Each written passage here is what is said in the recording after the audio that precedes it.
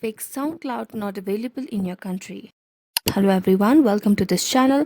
I'm Emily and I'm here to help you out today. So without any delay, let's get started. So if the SoundCloud is not available in your country, one of the major things that you can do is downloading any VPN for your device. So you can just go to the Play Store and search for VPN and download any of the VPN application on your device and set the region according to where you can download the SoundCloud application over here. So after tapping and downloading the VPN, you can just go to the settings and go to VPN and make sure you turn on the VPN service, and you just have to turn on the VPN.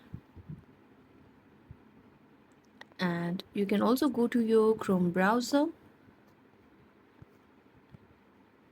and on the Chrome browser you can just search for the SoundCloud download. You can search for SoundCloud download,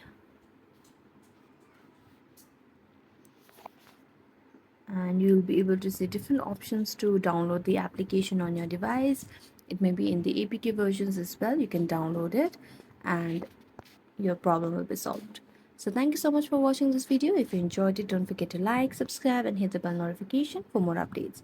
That's it for today, and see you next time.